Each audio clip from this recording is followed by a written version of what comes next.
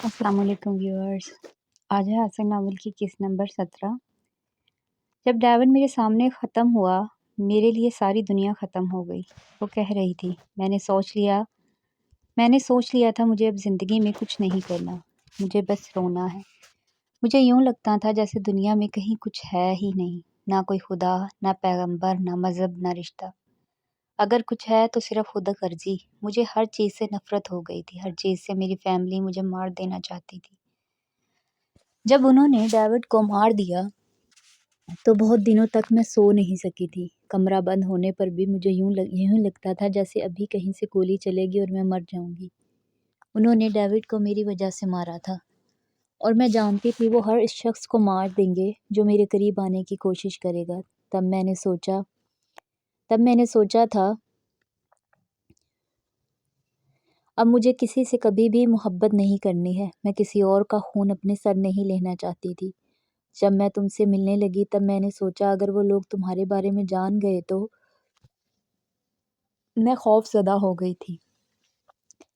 फिर मैंने सोचा मैं बहुत जल्द तुमसे मिलना छोड़ दूंगी, हमेशा के लिए, और मैंने ऐसा ही किया। तब तक तुम मेरे लिए सिर्फ एक नेकी थे और कुछ नहीं। लेकिन इन 6 सालों में सब कुछ बदल गया। मेरा ख्याल था मोहब्बत सिर्फ एक बार होती है। मेरा ख्याल था मुझे डेविड के बाद दोबारा किसी से मोहब्बत नहीं होगी। वो रुक गई थी। हुदैद ने इसे चेहरा मोड़ते हुए देखा था। डेविड से मैंने खुद मोहब्बत की थी, तुमसे अल्लाह ने करवाई है। इन 6 सालों में हर बार नमाज पढ़ने के बाद मैंने एक ही दुआ की थी, मैं तुम्हें कभी ना देखूं, तुमसे कभी ना मिलूं। मैंने अल्लाह से कहा था वो तुम्हारे सामने मेरे ऐबों को छुपा रहने दे, वो तुम्हारे सामने मेरा पर्दा रहने दे। 6 साल मेरी दुआ कबूल होती रही। मैंने तुम्हें नहीं देखा। आज पहली बार नमाज में ये दुआ करना भूल गई और तुम मेरे सामने खड़े हो, और वो भी हर राज जानते हुए। तुम्हें याद है जब तुम पहली बार मुझसे मिले थे तो तुमने कहा था कि दुनिया में तुम्हारा कोई नहीं है। तब मैं तुम्हें बताना चाहती थी कि दुनिया में बहुत से लोग मेरे हैं, मगर मेरे लिए कोई नहीं। तुम्हें खुदा ने बहुत से रिश्तों से महरूम रखा, और जो रिश्ते छीने वो अल्लाह ने छीने। मुझे अल्लाह ने हर रिश्ते से नवाजा और मैंने हर रिश्ता खुद गंवाया अपने हाथों से। आज दुनिया में कोई एक भी ऐसा नहीं है जो मेरे लिए रोता होगा, मुझे याद करता होगा। और पिछले 6 सालों में हर रात ये सोच कर सोया करती थी कि तुम कभी ना कभी मुझे ज़रूर याद करते होगे। दुनिया में बहुत कम लोग ऐसे होते हैं जिनसे आप मोहब्बत करते हैं। इनसे भी कम लोग ऐसे होते हैं जो आपसे मोहब्बत करते हैं। मेरा ख़्याल था तुम्हें मुझसे मोहब्बत थी, अब नहीं है। मैं ये भी जानती हूँ। वो चुपचाप से देखता रहा था। पार्क में खामोशी छाई हुई थी। बाज़ दफ़ा सन्नाटा सिर्फ बाहर ही नहीं बल्कि इंसान के अंदर भी होता है। मैं बहुत से लोगों की मुजरिम हूँ। बहुत से लोगों ने मेरी वजह से बहुत कुछ सहा है। मैंने अपने माँ बाप के एतमाद की धज्जियाँ उड़ा दी। मैंने अपने ख़ानदान की इज़्ज़त को नीलाम कर दिया। मेरी वजह से डेविड को अपनी जान से हाथ धोना पड़ा। मेरी वजह से डेविड के घर वालों को इससे हमेशा के लिए महरूम होना पड़ा। मगर हुदैद, मेरी वजह से तुम्हें कोई नुकसान नहीं पहुंचा। मैंने कम से कम तुम्हारे लिए कुछ बुरा नहीं किया। फिर भी मेरी वजह से तुम्हें जो तकलीफ़ पहुंची, मैं इसके लिए हाथ जोड़कर माफ़ी मांगती हूँ। हुदैद ने अपने सामने इसके जुड़े हुए हाथों को देखा था। वो बेयकीनी से इसे देखता रहा था। फिर कुछ कहे बगैर एक झटके से वो उठकर खड़ा हो गया था। चंद लम्हे वो कुछ कहने की कोशिश करता रहा, फिर लंबे लंबे डग भरता वहाँ से चला गया। फिजा में खंकी बहुत बढ़ गई थी। सानिया अपना बैग उठाकर खड़ी हो गई। वो अंधेरे में गायब हो चुका था। इसने इसे ढूंढने की कोशिश नहीं की थी। वो जानती थी हुदैद अब दोबारा इसे कभी नज़र नहीं आएगा। हुदैद की ज़िंदगी हुदैद की ज़िंदगी है। इसमें कहीं भी किसी सानिया शफीक को नहीं होना चाहिए। इसके साथ पार्क में आते हुए इसने सोचा था, मुझे इससे सब कुछ बता देना है। सब कुछ। मुझे आज इससे कुछ भी नहीं छुपाना। इसने तय किया हुआ था और फिर इसने यही किया था। इसने हुदैद को हर बात बता दी थी, कुछ भी राज में नहीं रखा था। वो जानती थी इसका नतीजा क्या होगा। हर कहानी के अंजाम पर कुछ किरदार खो जाते हैं, कुछ किरदार पाते हैं। मैं खोने वाले किरदारों में से हूँ।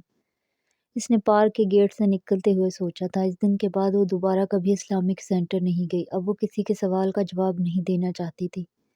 اور پروفیسر عبدالکریم وہ دوبارہ ان کا سامنا کرنا نہیں چاہتی تھی، وہ کسی کا سامنا کرنا نہیں چاہتی تھی۔ کمیونٹی سینٹر میں عید کے اجتماع میں شرکت کر کے جب وہ باہر نکلی تو ہلکی ہلکی بوندا باندی شروع ہو چکی تھی۔ ہال کے اندر اور باہر لوگوں کی ایک بڑی تعداد تھی۔ گروپس میں کھڑے ہوئے لوگوں کے کہکے اور آوازوں نے ماحول پر ہمیشہ چھائی رہنے والی خاموشی کو ختم کر دیا تھا۔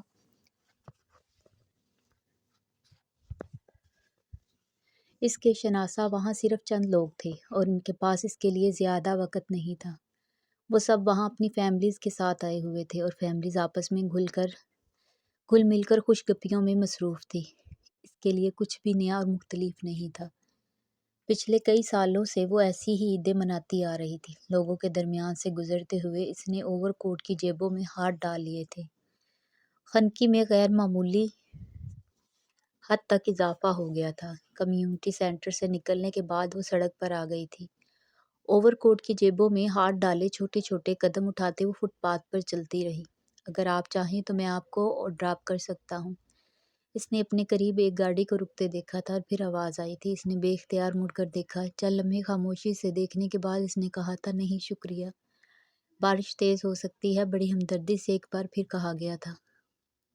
It's all right. وہ ایک بار پھر چلنے لگی تھی۔ اس کے پاس رکنے والی گاڑی فراٹے کے ساتھ اس کے پاس سے گزر گئی تھی۔ اس کی اداسی یکدم بے حد گہری ہو گئی تھی۔ سڑک کے کنارے لگے ہوئے درخت کی نچلی شاخ پر اس نے پرندوں کا ایک جوڑا بیٹھے دیکھا تھا۔ ون فار سارو، ٹو فار جوائے، اس نے زیر لب کہا تھا۔ ایک تلخ مسکراہٹ اس کے ہونٹوں پر جوائے ابھری تھی۔ بارش یکدم تیز ہو گئی تھی۔ وہ مین روڈ پر پہنچنے کے لیے تیزی سے چلنے لگی۔ بس شیلٹر کے نیچے پہنچ کر وہاں سوچنے لگی تھی کہ اسے اس وقت کہاں جانا چاہیے۔ وہ گھر جانا نہیں چاہتی تھی۔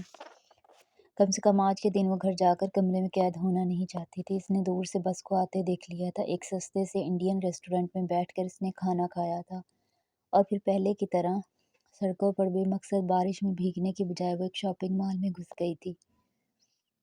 مختلف چیزوں اور لوگوں پر نظر دوڑاتے ہوئے بہت دیر تک وہ ادھر سے ادھر پھرتی رہی تھی۔ اسے یاد آیا تھا پچھلے عید پر بھی وہ یہاں اسی طرح پھرتی رہی تھی۔ اگلے کتنے سال میں اپنی عیدیں اسی طرح گزاروں گی۔ شاپنگ مال میں کافی پیتے ہوئے اس نے سوچا تھا۔ یہاں اس طرح اکیلے پاگلوں کی طرح پھرتے ہوئے اسے اندازہ نہیں ہوا اس نے وہاں کتنے گھنٹے گزارے تھے۔ جب وہ شاپنگ مال سے نکلی تھی تو آسمان تاریک تھا۔ بارش اب بھی برس رہی تھی۔ اس نے گھڑی میں وقت دیکھا تھا، شام کے 6 بج رہے تھے۔ جس وقت وہ بس سے اتری تھی بارش تیز ہو چکی تھی۔ مین روڈ سے بائی روڈ کا فاصلہ اس نے تقریباً بھاگتے ہوئے طے کیا تھا۔ 5 منٹ کے بعد وہ اپنے گھر کے سامنے تھی۔ گھر کے عقبی جانب آتے ہی اس نے سب سے اوپر والی سیڑھی پر کسی کو بیٹھا دیکھا تھا۔ وہ کچھ حیران ہوئی تھی، اس وقت اتنی بارش میں کون بیٹھا ہے؟ اس نے اندازہ لگانے کی کوشش کی تھی مگر دور سے کچھ پتہ نہیں چل رہا تھا۔ جولین کا کوئی بوائے فرینڈ ہوگا، شاید ابھی وہ نہیں آئے تھے۔ سیڑھیاں چڑھتے ہوئے اس نے اوور کوٹ کی جیب سے کمرے کی چابی نکال لی تھی۔ سیڑھی پر جو بھی بیٹھا تھا اسے آتا دیکھ کر اٹھ کھڑا ہوا تھا۔ ثانیہ نے اس کے پاس سے گزرتے ہوئے سرسری نظر اس کے چہرے پر ڈالی تھی۔ اس کے ذہن میں جیسے ایک چھمکا ہوا تھا۔ سیڑھی کے کونے میں لٹکے ہوئے بلب کی ہلکی سی روشنی اس کا چہرہ شناخت کرنے کے لیے کافی تھی۔ وہ چند لمحے وہاں سے ہل نہیں سکی۔ اپنے کمرے کے دروازے کی طرف جاتے ہوئے اس نے اپنے پیچھے قدموں کی آواز سنی تھی۔ دروازہ کھول کر اسے بند کیے بغیر وہ اندر کمرے میں چلی آئی تھی۔ سڑک پر لفٹ کی آفر دینے کے بعد وہ شاید سیدھا یہیں آیا تھا، مگر کیوں؟ اس نے اپنا اوور کوٹ دروازے کے پیچھے لٹکاتے ہوئے سوچا تھا۔ وہ اندر آنے کے بجائے دروازے کے باہر ہی رک گیا تھا۔ ثانیہ نے خاموشی سے دروازہ کھول دیا تھا۔ وہ کچھ جھجکتے ہوئے اندر آیا تھا۔ وہ بری طرح بھیگا ہاتھ، اس طرح بھیگنے کی کیا ضرورت تھی؟ تم برآمدے میں انتظار کر سکتے تھے۔ دروازہ بند کرتے ہوئے ثانیہ نے مدھم آواز میں اس سے کہا تھا۔ بھیگنے سے کیا ہوتا ہے؟ اس نے مڑ کر پوچھا تھا۔